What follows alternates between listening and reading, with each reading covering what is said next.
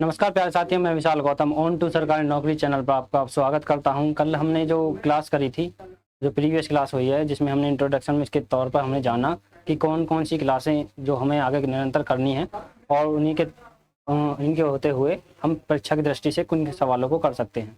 उसी के अंतर्गत हम अगले जो क्लास लाए हैं, जो आधुनिक भारत पर बेस होगी, आधुनिक भारत में पढ़ने का काम जो करेंगे हम, जिसमें ज़्यादातर क्वेश्चन जो हमारे बनते हैं मॉडर्न हिस्ट्री से बनते हैं। ज़्यादातर जो क्वेश्चन बनते हैं मॉडर्न हिस्ट्री से बनते हैं, तो उसी के तहत पर हम आगे के क्वेश्चनों को देखेंगे या आगे के पढ़ने का काम करेंगे, जिसमें हम देखेंगे कि क्या क्वेश्चन बनने हैं, क्या क्या पढ़ना है हमें और कौन सी जानकारी हमारे लिए महत्वपूर्ण है। तो इसी के तौर पर हम जानेंगे जो आधुनिक भारत में घटित घटनाएं हैं, जो आधुनिक भारत में घटना है कि किस प्रकार कंपनियों का आगमन होता है और किस प्रकार उसमें भारत की खोज, जो समुद्री मार्ग की खोज है, उसकी किसके द्वारा की जाती है।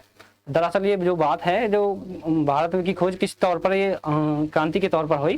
जो दरअसल जो बात थी, जो सिल्क रोड था, उसी के दौरान जो ईरानियों के द्वारा ईरानी उनके द्वारा कब्जा करने के कारण जो यूरोपीय थे, उनके व्यापार में कमी होने के कारण वो नए रास्तों की खोज करने लगे, जिसके उपरांत जो नए नए वो हैं नाविक, वो भारत की खोज में चलने लगते हैं। क्योंकि वहाँ पर भारत में जो उपस्थित मसाले हैं, उनके द्वारा निर्मित चाय हैं और भी उत्पादित वस्त्र हैं, जो काफ़ी सस्ते तौर पर मिलते थे, लेकिन अब वहाँ पर जाने में बंद हो चुके हैं। तो इसी के तौर पर यूरोपीय जो नागरिक हैं, उनके द्वारा नए रास्ते की खोज के लिए नए नए मार्ग खोजने की तैयारी करते हैं, जिसके द्वारा अनेक देशों की खोज की जाती है उनके द्वारा।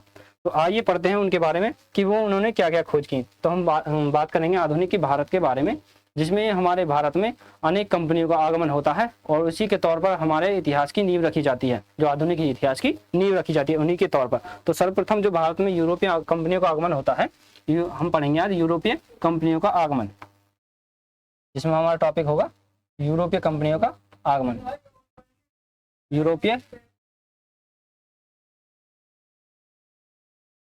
यूरोपीय कंपनियों का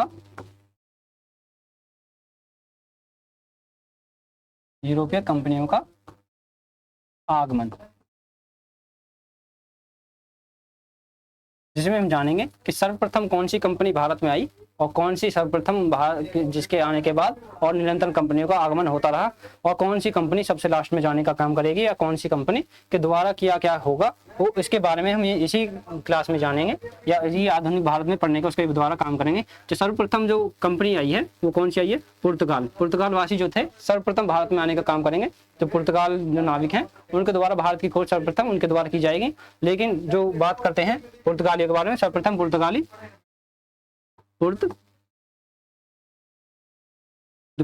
हैं, पुर्तगाली कंपनियों का आगमन सर्वप्रथम जो होता है वो किसी पुर्तगाली ईस्ट इंडिया कंपनी फिर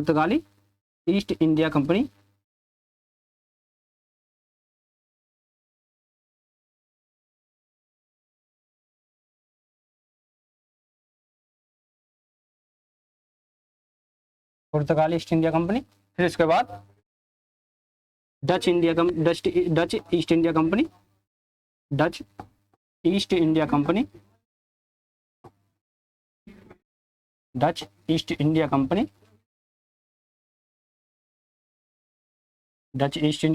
उसके बाद इंग्लैंड यानी अंग्रेजी हैं, उनके बाद जो डचों के बाद जो आने का काम करेंगे इसी क्रम पर, जो उसके उपरांत कौन आते हैं? अंग्रेजी।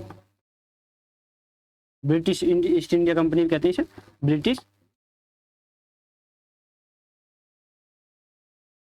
British east India company, British east India company. और उसके उपरांत फ्रांसीसी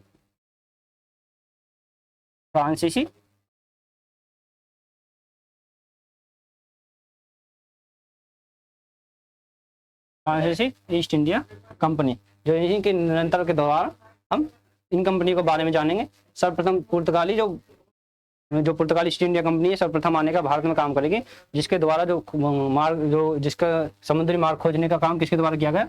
तो वास्को डी गामा के बारे में हम जानेंगे, जिसके द्वारा जो भारत का सर्वप्रथम जो भारत के समुद्री रास्ते की खोज करता है, उसी के द्वारा फिर डचों और ब्रिटिश इंडिया कंपनी और फ्रांस ईस्ट इंडिया कंपनी के बारे में भी जानेंगे, जिसमें हम देखेंगे निरंतर आगे देखते हैं जो भारत में सबसे पहले यूरोपीय आए हैं, उनके बारे में जानेंगे। सर्वप्रथम जो यूरोपीय भारत में आने का काम करेंगे वो पुर्तगाली ईस्ट इंडिया कंपनी है। उसी के दौरान सर्वप्रथम हुआ भारत की खोज, जो भारत की खोज के लिए सर्वप्रथम किसे जाना था, Vasco D gamma. Vasco D gamma जो भारत में 1498 ईस्वी में 1498 ईस्वी में भारत के कालीकट बंदरगाह पर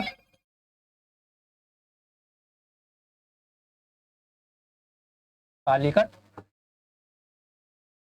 बंदरगाह कालीकट बंदरगाह पर आता है, जो जिसका स्वागत वहां पर जमीन करता है, जो वहां का शासक है कालीकट का, जो वहां का केरल में जो शासित है जमीन, उसके द्वारा उसका स्वागत किया जाता है, वास्को डी गामा का स्वागत किया जाता है। लेकिन इससे पहले और भी बहुत से ऐसे नाविक थे जो भारत की खोज में निकले, लेकिन उन्होंने रास्ता भटक कर किसी और देश की खोज कर ली। जैसे कि हम बात करें वास्को डी गामा, जैसे कोलंबस है, बात करें पुर्तगाल की, दरअसल बात करें मैप पे अगर पुर्तगाल की, ये यहाँ पर है यूरोपीय पुर्तगाल, ये है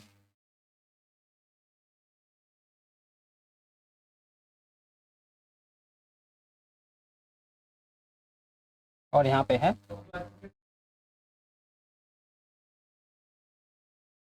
ये है इंडिया, ये है अफ्रीका और ये है यूरोपीय यानी पुर्तगाल।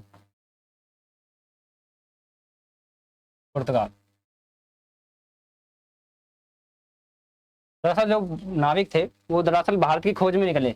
भारत की खोज पहले जो भारत के लिए रास्ता था जो ऐसे था, यूरोपीय देशों से होते हुए ऐसे वो आता था, लेकिन वहां पर उसका प्रतिबंध होने के कारण फिर वो नए समुद्री मार्ग की खोज करने के लिए चालू हो जाते हैं। जो पुर्तगाली हैं, सर्वप्रथम जो कोलंबस है वो दरअसल भारत की खोज में निकला, लेकिन वो रास्ता भटककर अमेरिका की तरफ चला जाता है, रास्ता भटककर अमेरिका का। फिर उसके बाद 1400 से वास्को डी गामा से पहले जो 1487 में एक बार्थोलिया जो उत्तरी ममासा की खोज करते हैं, वो भारत को यहाँ पर समझकर उत्तरी जो अफ्रीका का दक्षिणतम बिंदु है वहां से होते हुए कहता है कि यहाँ पर तो ये तूफानों का देश है, तूफानों का देश बताकर इसे यहाँ से वापस होता चला जाता है। लेकिन जब 1498 में जब वास्को डी गामा आता है तो भारत के पहले सूरत में जाता है, वहां से उसका जमीन, वहां से जो उसका वो है मार्गदर्शन के द्वारा सूरत होते हुए वहां से वापस आता है यहाँ केरल की तरफ वापस आता है कि वो यहाँ पर जाना चाहता है। तो लेकिन वहां से जो आया है, जो वास्को डी गामा आया है, तो उसके द्वारा यहाँ से जो ले जाने का काम किया गया है, वो काली मिर्च यहाँ से ले जाएगा और अपने देश में बेचने का काम करेगा। और उसको जो यहाँ से काली मिर्च को ले जाता है, उसके द्वारा अधिक मुनाफे यानी 60, यहाँ के जो मुनाफा है वो 60 गुना मुनाफे पर बेचता है, वहां से 60 गुना मुनाफे पर बेचता है। जो बार्थोलियाज है, इसके बारे में जानेंगे।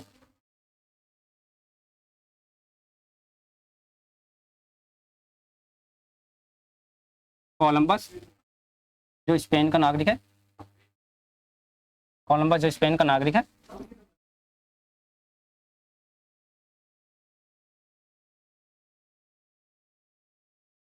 कोलंबस जो स्पेन का नागरिक है, 1492 ईस्वी में यूएसए की खोज करता है। यहाँ पर जब यूएसए में पहुंचता है तो यहाँ पर यहाँ के लोगों को देखकर ये कहता है कि यहाँ के जो लोग हैं, उसने दरअसल उसको जो प्रतिबिंब है जो बताया गया है कि भारत के लोग थोड़े सांवले प्रकार के हैं, लेकिन यहाँ पर देखता है कि वो वहाँ के लोग, उनके चेहरे लाल सुर्ख थे, जहाँ अधिक ठंड के कारण उनके चेहरे लाल सुर्ख हो जाते थे। और जैसे अगर आप ऐसे देखेंगे यहाँ पर उनके लाल झर्री पड़ जाती थी, तो उसी को देखकर उन्होंने उनके नाम जो धरे रेड इंडियन नाम, उन्हें रेड इंडियन नाम से पुकारा।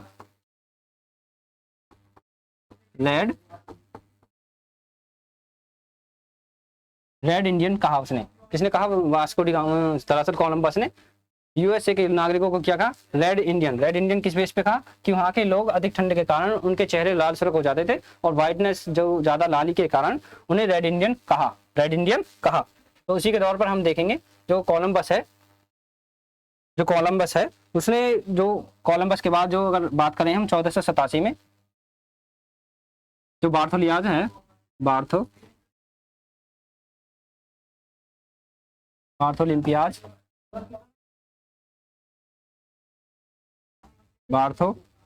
बार्थो लिम्पियाज, लिम्पियाज सॉरी, बार्थो, इसके नाम में थोड़ी मिस्टेक हो सकती है, बार्थो लिम्पियाज, बार्थो लिम्पियाज, लिम्पियाज या लिम्पियाज, जो camp of memory, camp of camp of camp of good hope, camp of good hope या उत्तरी मीमांसा,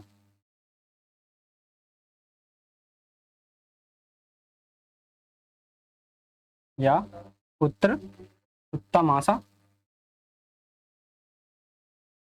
उत्तमासा अंतरिप द्वीप,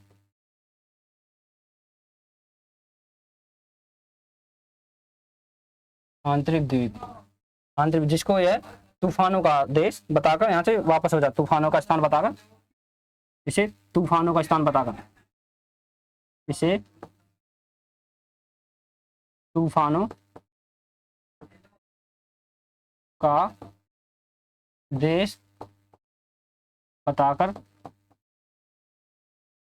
तूफानों का देश बताकर इसे वापस हो जाता है, यहाँ से तूफानों का देश बताकर वापस हो जाता है, जो अभी बताया मैंने, जो स्पेन से निकलता है और अफ्रीका के एक महाद्वीप से, यहाँ से अफ्रीका के यहाँ पर भारत को समझकर यहाँ पर तूफानों का देश बताकर या तूफानों का स्थान बताकर यहाँ से वापस हो जाता है। उसके उपरांत फिर बाद में आता है वास्को डी गामा, उसके बाद आता है कोलंबस, जो कोलंबस यहाँ से होते हुए, लेकिन वो रास्ता भटक कर अमेरिका पहुंच जाता है। फिर उसके बाद 1498 में वहाँ से वास्को डी गामा गुजरता है और यह पूर्ण रास्ते से होते हुए सूरत, पहले सूरत पहुंचता है, भारत के सूरत पहुंचता है, लेकिन वहां से फिर केरल आता है, वहां से फिर केरल आता है। ऐसा नहीं कि सीधा पहले केरल ही पहुंच गया, ऐसा नहीं। यहाँ से बार्थोलियाज जो डियाज है, उसके द्वारा कैंप ऑफ गुड होप, जो अफ्रीका का द्वीप है, कहाँ का द्वीप है, अफ्रीका का, अफ्रीका का एक द्वीप है, जिसकी खोज किसके द्वारा की गई, बार्थोलियाज कैंप के द्वारा। और ये कब की गई, 1487 में, 1487 में इसके द्वारा ये की गई। और बात करें 1498 कोलंबस जो स्पेन से आया था, उसने यूएसए की, जिसने वहाँ के नागरिकों को क्या कहा, रेड इंडियंस, वहाँ के नागरिकों को क्या कहा, रेड इंडियंस। और 1458 वास्को डी गामा जो कालीकट बंदरगाह में पहुंचा है, जिसका मार्गदर्शन, जिसका स्वागत किसने किया, जमेरिन के द्वारा, जमेरिन के द्वारा उसका स्वागत किया जाता है, जो केरल के एक बंदरगाह पर पहुंचता है कालीकट। लेकिन जो इसका वास्तविक डेट बताई जाती है 16 मई या 20 मई के, जो 16 मई, ये दो आंकड़े दिए जाते हैं, 16 मई या 20 मई के दो आंकड़े दिए जाते हैं, जिसमें वास्को डी गामा बताया कि 16 मई या 17 मई या 20 मई को 1498 में वास्को डी गामा भारत आता है। उसी के उपरांत आगे देखेंगे जो कोलंबस है, जो वास्को डी गामा के जहाज का अगर बात करें, वास्को डी गामा के जहाज का नाम क्या था, बात करें वास्को डी गामा की,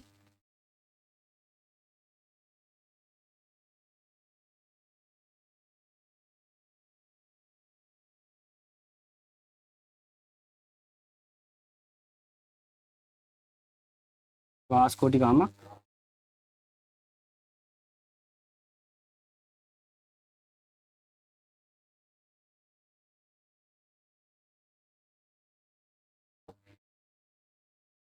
वास्को डी गामा जिस जहाज से आता है उसका नाम क्या है, वास्को डी गामा या हेक्टर जहाज, जिसे हेक्टर नामक जहाज से आता है, हेक्टर नामक जहाज से वास्को डी गामा भारत के जहाज से आता है, हेक्टर नामक जहाज से, जो पानी का जहाज है उसका क्या नाम है, हेक्टर नामक जहाज से वो भारत आता है। जो वास्को डी गामा है किस नाम से आता है, हेक्टर नामक। जो वास्को डी गामा है, जो सूरत पहुंचता है, वहां पर इसका मार्गदर्शन कौन करता है, अब्दुल मानिक के द्वारा इसका मार्गदर्शन किया जाता है, अब्दुल मानिक के द्वारा इसका पथ प्रदर्शन कौन करता है, अब्दुल मानिक।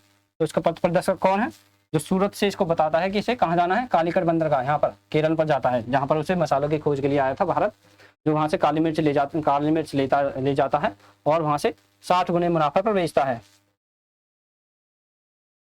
यहाँ से क्या ले जाता है यहाँ से, और वास्को डी गामा क्या ले जाता है, काली मिर्च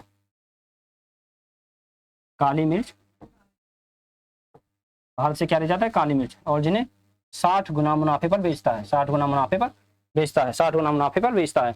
और बात करें जो इसके सूरत में पहुंचता है, तो इसका कृष्ण अब्दुल मानिक के द्वारा, अब्दुल मानिक अब्दुल मानिक के द्वारा इसका पथ प्रदर्शन कौन करता है? अब्दुल मानिक, या इसका मार्गदर्शन कौन करता है? अब्दुल मानिक। अगर उत्तरी मवासा द्वीप अगर रिवीजन के तौर पर देखें तो 1488 में बार्थोलोमेव डियाज जो कैंप ऑफ गुड होप जो नामक द्वीप है उसकी खोज करता है, जो अफ्रीका का स्थान है। उत्तरी मवासा आंतरिक द्वीप बताकर, जो इसका नाम है, इसे तूफानों का देश बताकर या तूफानों का स्थान बताकर यहाँ से वापस हो जाता है। तूफानों का स्थान बताकर इससे वापस हो जाता है। बात करें वास्को डी गामा, जो जिस जहाज से आता है उसका नाम क्या है? वास्को डी गामा जहाज का नाम क्या है? हेक्टर जहाज। हेक्टर नामक जहाज से आता है, हेक्टर नामक जहाज से। वास्को डी गामा किस जहाज से आता है? हेक्टर नामक जहाज से। उसका पथ प्रदर्शन कौन करता है? अब्दुल मानिक के द्वारा। जब वास्को डी गामा पुर्तगाल से निकलता है तो सर्वप्रथम वो गुजरात के सूरत पहुंचता है, गुजरात के सूरत। वहां से इसका पथ प्रदर्शन कौन करता है? अब्दुल मानिक के द्वारा पथ प्रदर्शन करके यहाँ पर पहुंचता है कालीकट बंदरगाह, जहां पर उसका जमीरीन के द्वारा स्वागत किया जाता है। किसके द्वारा? इसका स्वागत कौन करता है कालीकट बंदरगाह पर?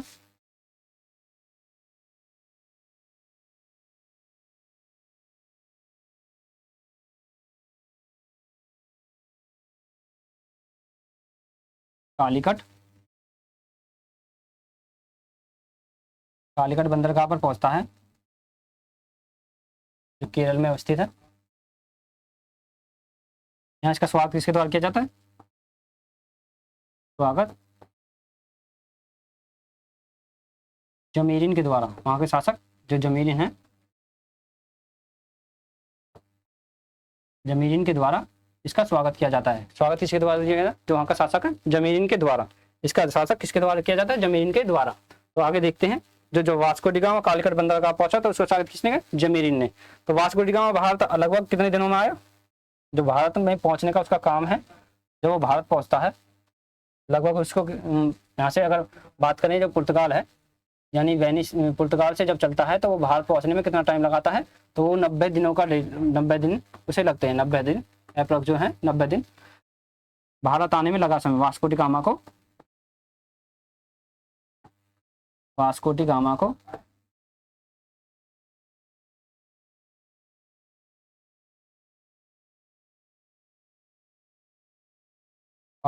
को भारत आने में लगा समय।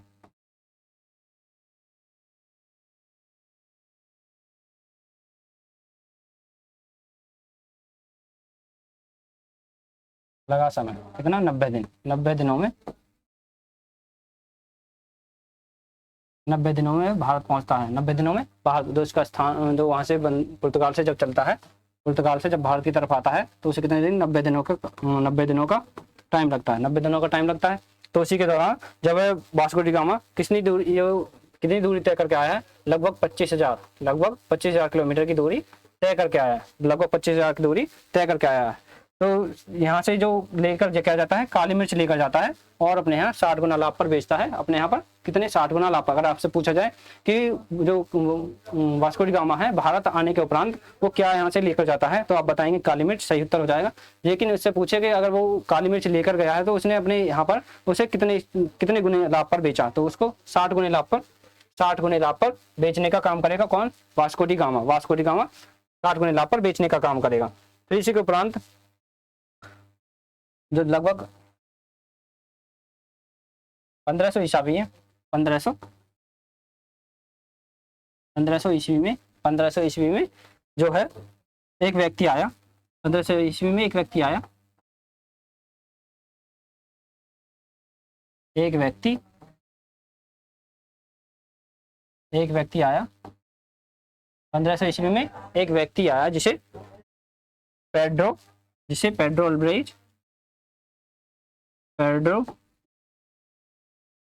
अल्ब्रेज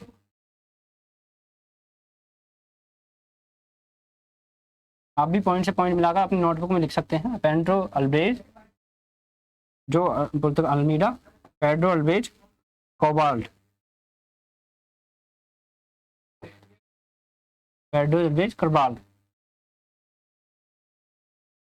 केब्राल, जो 1500 ईस्वी में एक व्यक्ति आया पुर्तगाल से, पेड्रो अल्ब्रेज केब्राल, जिसने जो जहाजों का साथ जो 13 जहाजों के साथ आया, जो भारत में 13 जहाजों के साथ आया।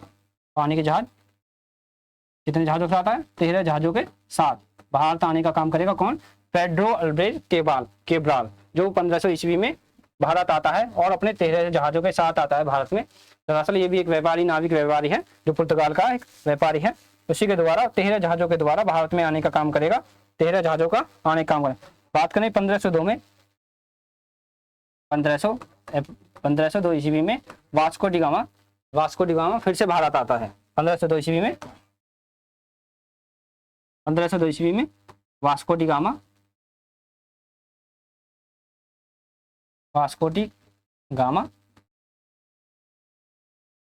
फिर से भारत आता है, भारत में वापस आता है, भारत में वापस आता है। भारत में वापस आने का काम कराया गया दोबारा, भारत में आने का काम 1502 में वास्को डी गामा भारत में आने का काम करेगा पुनः, जिसके दौरान वह 1503 में, दरअसल 1502 में भारत आया है और 1503 में पुर्तगालियों द्वारा, 1503 ईस्वी में पुर्तगालियों द्वारा पहली फैक्ट्री, पुर्तगालियों द्वारा पहली फैक्ट्री लगाने का काम किया जाएगा। पहली फैक्ट्री या दुर्ग पहली फैक्ट्री या दुर्ग लगाने का काम किया जाएगा, किसके द्वारा? पुर्तगालियों के द्वारा। 1503 ईस्वी में कहां पर लगाया जाएगा? जो 1503 ईस्वी में पुर्तगालियों के द्वारा पहली फैक्ट्री कोची में, पहली फैक्ट्री कहां पर लगाने का काम किया जाएगा? कोची में। पहली फैक्ट्री कहां पर लगाया जाएगा? कोची में। कोची में पहली फैक्ट्री लगाने का काम किया जाएगा, लेकिन बाद में इसे कोची को बाद में कहां पर स्थानांतरित कर दिया जाएगा? गोवा के लिए, जो बाद में लगभग 1930 में नाना दी कुन्नो के द्वारा कोची को गोवा में रूपांतरित कर दिया जाएगा। आगे पढ़ेंगे इसी में। जो पुर्तगाली को पहला व्यक्ति जो भारत आया गवर्नर बनकर, जो पहला गवर्नर है पुर्तगालियों का पहला गवर्नर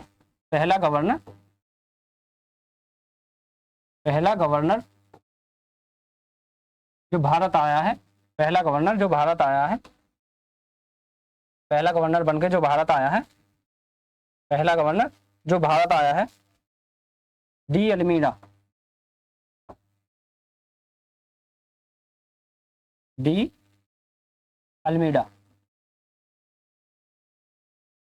जो है पहला भारतीय गवर्नर बनकर आया है, पहला पुर्तगाली गवर्नर बनकर भारत आया है, डी अल्मीडा, जिसने जो ब्लू वाटर पॉलिसी जिसके द्वारा ब्लू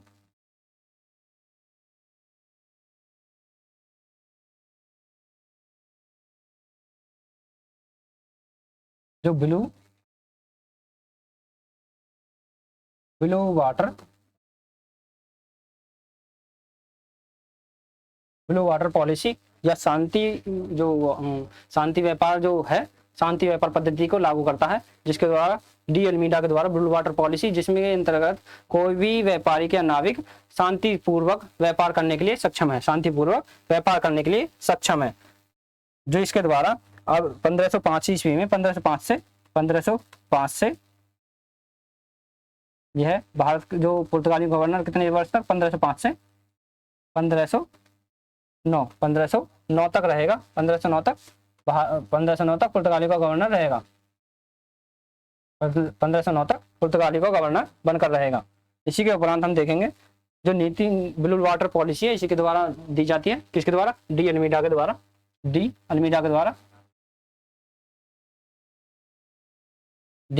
द्वारा ब्लू वाटर पॉलिसी किसके द्वारा? डी अल्मीडा के द्वारा। आगे देखेंगे इसी में जो भारत में डी अल्मीडा के द्वारा ब्लू वाटर पॉलिसी है, इसमें का शांति रूप से व्यापार करने के लिए सक्षम है, तो इसी के उपरांत हम देखेंगे जो चोलों का प्रथम युद्ध होता है, जो ब्लू वाटर पॉलिसी के तहत चोलों का प्रथम युद्ध होता है, चोल का प्रथम युद्ध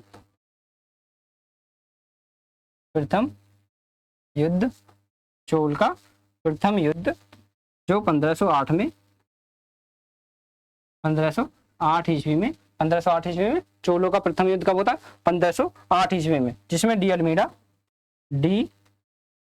अल्मीरा, जिसमें डी अल्मीरा वर्सेस, जिसमें गुजरात की नेवी के, जो गुजरात की नेवी के साथ वर्सेस अरब की नेवी जो रहती है, जिसमें अरब की नेवी, अरब देश की नेवी जो डी अल्मीरा के साथ युद्ध करते हैं। जो नेवी, दरअसल बात करें नेवी की, जो सैनिक व्यवस्था होती है, जल में जो सैनिक व्यवस्था होती है उसे जल नेवी क्या कहते हैं। अरब की जो नेवी है उसे जल व्यवस्था, जो सैनिक होते हैं उनके द्वारा जो कहा गया है उन्हें सैनिकों को नेवी, अरब की नेवी, डी अल्मीरा के साथ अरब की नेवी, और गुजरात की, जो गुजरात है, गुजरात की नेवी, गुजरात की नेवी,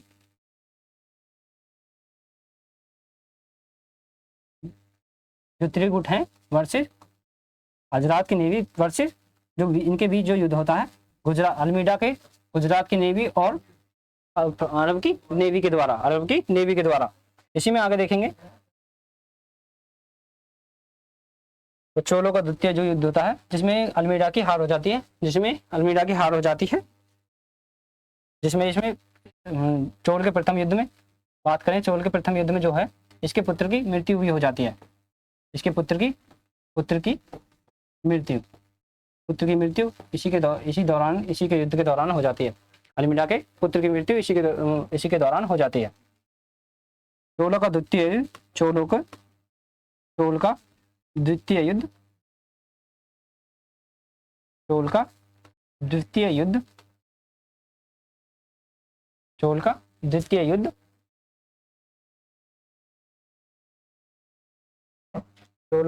युद्ध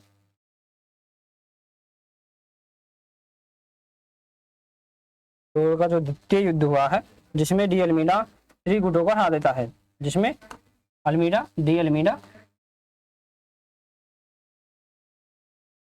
डी अल्मीरा त्रिगुट को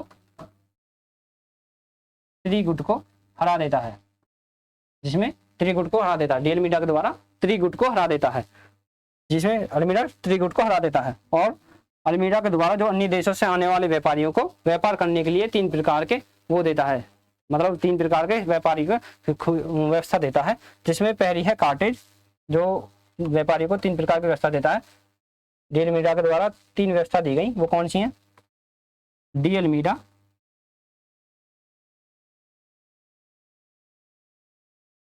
अगर बात करें कि अगर डी अल्मीरा के द्वारा वह कौन सी 3 व्यवस्था हैं जो डी अल्मीरा के द्वारा दी गई, जो व्यापारियों को दी गई, समुद्री व्यापारियों को दी गई, तो डी अल्मीरा के द्वारा 3 व्यवस्थाएं दी गई, 3 व्यवस्थाएं दी, जिनमें से पहली है कार्टेज,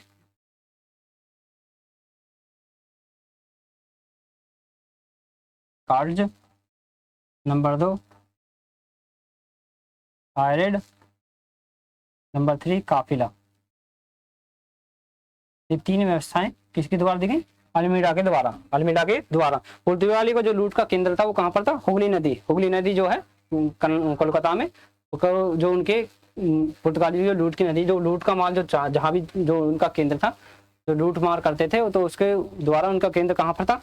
हुगली नदी पर उनका केंद्र था। वहां पर ही पुर्तगालियों को दूसरा गवर्नर बनकर आया, भारत का जो दूसरा गवर्नर बनकर आएगा वहां पर हुगली नदी के द्वारा अलबुर्क, जिसका नाम अलबुर्क है, पुर्तगाली द्वारा दूसरा गवर्नर, सेकंड गवर्नर बनकर कौन आएगा?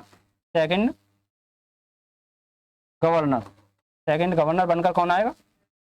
अलबुर्क।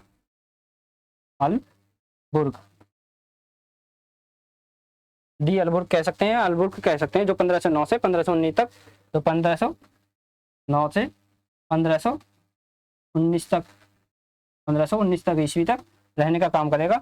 अलबुर्क जो है आदिल शाह जो गोवा में है, अलबुर्क जो आदिल शाह है उसके गोवा छीन लेता है, उसे युद्ध में पराजित कर अलबुर्क के द्वारा युद्ध में पराजित है, उससे गोवा छीन लेता है।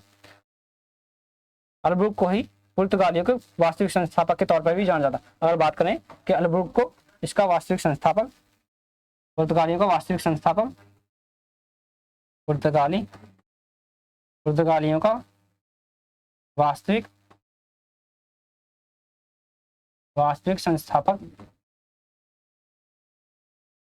संस्थापक के रूप में किसे जाना जाता है?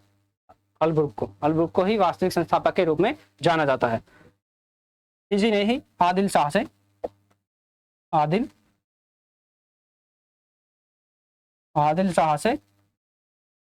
गोवा छीना। गोवा कैसे छीना? गोवा छीनता है और वहां पर अपना विस्तार करता है। गोवा छीना किसने छीना? अलब्रुक के द्वारा आदिल शाह से युद्ध करके गोवा छीनता है। गोवा छीनने का काम करेगा। इसी के उपरांत देखेंगे गोवा छीनने का काम करेगा। अलब्रुक जो है 1510 ईस्वी में गोवा छीनता है। किससे? आदिल शाह से। छीना इस वर्ष 1510 में 1510 ईस्वी में 1510 ईस्वी में आदिल शाह से गोवा छीनने का काम करेगा डी अलब्रुक के द्वारा, जो 1509 से 1519 तक भारत में गवर्नर बनकर आया है। फ्रांसीसियों का गवर्नर बनकर आया है। फ्रांसीसियों का गवर्नर कौन? आदिल शाह अलब्रुक, जो आदिल शाह से गोवा छीनता है। और पुर्तगाली का वास्तविक स्थापना किसके द्वारा होती है? वास्तविक स्थापना किसके द्वारा? आदिल अलब्रुक के द्वारा। तो इसी में आगे देखेंगे जो गोवा है, जो अगर बात करें गोवा की, अगर आपने देखा होगा गोवा है, नोट करने वाली बात है, जो पुर्तगालियों के द्वारा गोवा है। तो सब अगर पुर्तगालियों की बात करें तो पुर्तगाली ऐसे थे जो सबसे लास्ट में भारत देश छोड़कर सबसे लास्ट में जाने का काम करते हैं। भारत देश से छोड़कर जाने का सबसे बाद में काम करते हैं। पुर्तगालियों को जो भारत को गोवा की छूट मिली है, पुर्तगाली से जो छुड़वाया है, पुर्तगाली गोवा को 1961 में छोड़ते हैं। 1961 में ही आज़ादी मिलती है उससे, गोवा से। जो ऑपरेशन विजय द्वारा, ऑपरेशन किसके द्वारा? जो ऑपरेशन आज़ाद जो 61 में आज़ाद हुआ, जिससे ऑपरेशन विजय के द्वारा इसे अपने भारत के पुलिस सैन्य व्यवस्था द्वारा भारत के कब्जे में लिया गया। दरअसल बात यह थी कि जो उस टाइम के जो सरदार वल्लभ भाई पटेल थे, उस टाइम पर जो कानून व्यवस्था के जो देख रेखे थे उनके द्वारा, तो उन्होंने एक ऐसी पद्धति अपनाई, जो गोवा और दमनदीप था, गोवा और दमनदीप वो भारत से इस प्रकार जुड़े हुए थे। जब जो भारत के कब्जे में, जब भारत आज़ाद हो गया तो उसके दौरान भारत ने ऐसे प्रतिबंध लगा दिया कि अगर हम अपनी व्यवस्था से, हम अपनी स्थानों से आपको इधर उधर नहीं जाने देंगे। तो हमने उसके चारों तरफ प्रतिबंध लगा। दरअसल ये कुछ कर नहीं सकते थे। फिर उन्होंने यूएनए में अपनी बात रखी। इस प्रकार हमें जब अपने भारत ने अपनी बात रखी कि हम तो अपनी व्यवस्था, हम तो केवल अपने स्थान पे ही अपनी व्यवस्था चालू कर रहे हैं। तो उसी के दौरान अपनी व्यवस्था को हम इस पर कर रहे हैं कि हम किसी विदेशी नागरिक को या विदेशी व्यवस्था को हम इस पर नहीं जाने दे सकते। तो इसी प्रकार यूएन ने भी अपना कथन कहा कि अगर वो अपना काम इसी प्रकार कर सकते हैं तो कर लीजिए। तो उसी प्रकार पुर्तगाली थक हार कर यहाँ से छोड़कर चले जाते हैं। आज की क्लास में बस इतना ही। धन्यवाद। मिलते हैं अगली क्लास में।